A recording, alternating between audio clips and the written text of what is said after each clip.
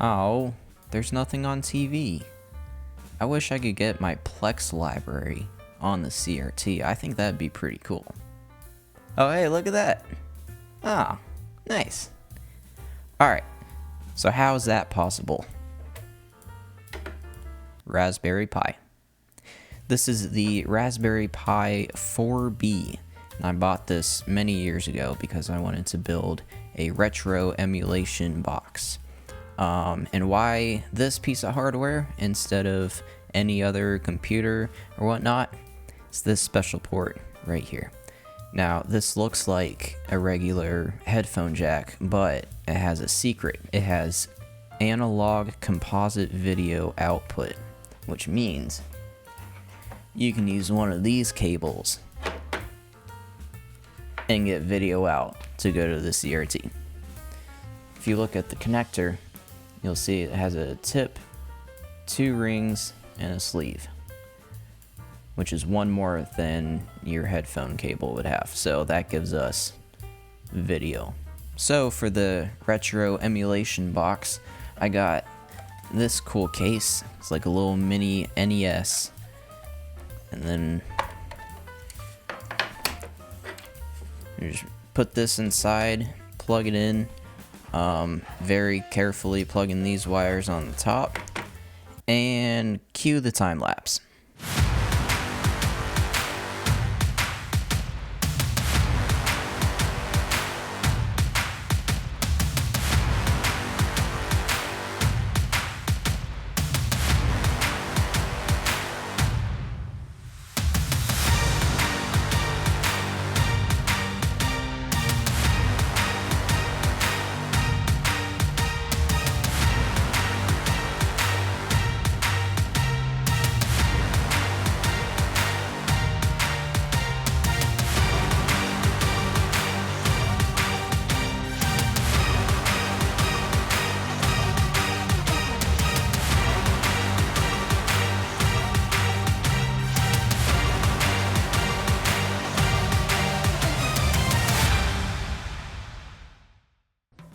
Alright, time for a quick lesson about this Raspberry Pi.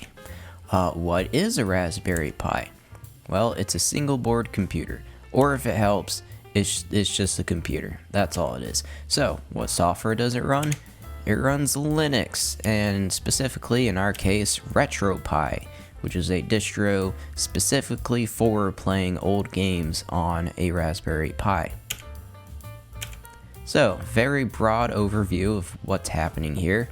RetroPie is the operating system, and underneath that we've got RetroArch, which is a compilation of many different emulators. And then there's also standalone emulators that are not part of RetroArch. And then there's other programs like Moonlight, which we'll come back to, and Kodi. And Kodi is kind of like the software that you might find on a streaming box connected to your TV. And then of course, Plex is an app within that. The end. Let's see this in action. So here's what we've got. We got all of the consoles here, NES, Super NES, etc, etc. I'm gonna be honest, I have not played every single game that's on here. But you know, we can go into each console. Here's my Super Nintendo games. We can launch, you know, F-Zero. And here we go. I don't know why there's such a big black border around the sides, but yeah, that's that. Anyway, if we go back out over here to ports, here's Kodi. You can open that. And I have it set to automatically launch Plex when Kodi launches. I also have Kodi set to automatically launch when I turn this thing on. So this opens automatically, and yeah, let's watch some Star Trek.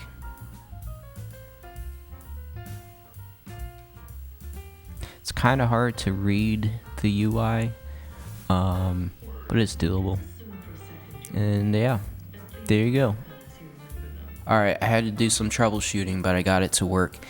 If we're here in our consoles, if we go over here, Steam, and we can launch Steam Big Picture, and this is Moonlight. I talked about Moonlight in my Android on Switch video, but if you're new to the channel, Moonlight is basically remote desktop, just super low latency. It allows you to play your PC games from the PC on any other device, in this case the Raspberry Pi. So we can launch Red Dead Redemption 2 right here and play it on the CRT. Alright, well here we go. I'm playing Red Dead Redemption 2 on the CRT.